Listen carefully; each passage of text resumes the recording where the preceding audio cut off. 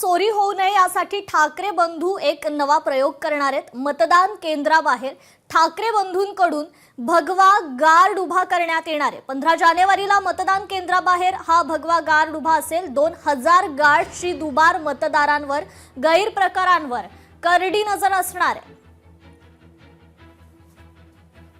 आम्ही बोगस किंवा दुबार मतदारांना फटकवू आणि जे पैसे वाटतायत तर भाजपच्या लोकांना शिंदेचे लोक ठोकतायत आणि शिंदेच्या लोकांना भाजपचे लोक ठोकतायत।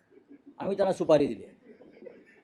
बघा ज्या येत आहेत शिंदेचे लोक पैसे वाटतात तिथे भाजपचे लोक गॅंग घेऊन जाऊन त्यांना ठोकतायत आणि जिथे भाजपचे लोक पैसे वाटतायत तिथे शिंदेचे लोक जाऊन ठोकतायत। म्हणजे ते आम्ही आउटसोर्सिंग केलेलं आहे आणि हे दुबार मतदार आहेत त्यांना ठोकण्याचा कार्यक्रम सकाळी 7 वाजल्यापासून सुरू होईल। मला वाटतं आता तरी भगव्याकडे येण्याचा त्यांचा हा केविलवाना प्रयत्न आहे।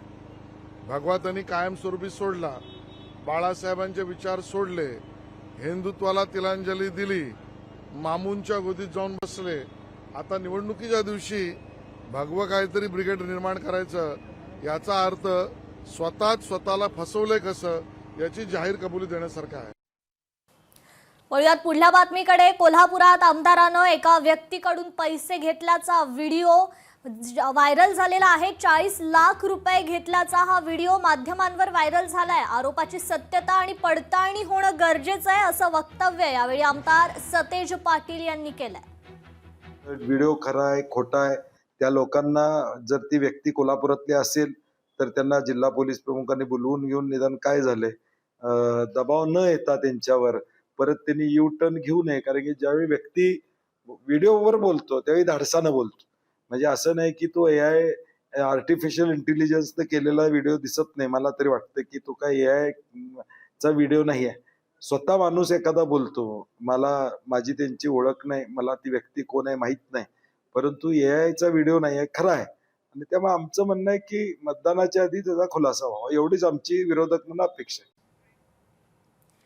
एकीकडे मुंबईत काँग्रेस आणि वंचितची आघाडी आहे तर दुसरीकडे एकमेकांच्या विरोधात टीका केली जाते। वंचितचे नेते प्रकाश आंबेडकर यांनी काँग्रेसवर अकोल्यातील जाहीर सभेत मिश्किल टीका केली आहे। काँग्रेस छोटी मोठी चोरी करत असून ते भुरटे चोर आहेत तर भाजप मात्र डाकू आहे असं प्रकाश आंबेडकर म्हणाले। बीजेपी सुद्धा एका गोष्टीसाठी घाबरते की आपल्या हातातून सत्ता गेली तर आपल्याला जेल शिवाय दुसरा मार्ग नाही। मी नेहमी म्हणत असतो काँग्रेसवाले भुरटे चोर आहेत पण हे बीजेपी वाले डाकू आहे तेवढं लक्षात। आता भाजप डाकू आहे, काँग्रेस भुरटा चोर आहे तर प्रकाश आंबेडकरांना काँग्रेस बरोबर मुंबई महानगरपालिकेमध्ये भुरट्या चोराबरोबर आघाडी जी केली ते माहीत नव्हतं काय।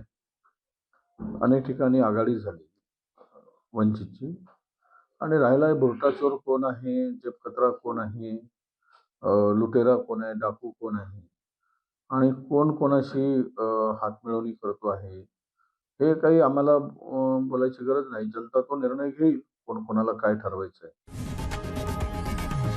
लोकशाही मराठी ऐका, पहा, जागरूक रहा।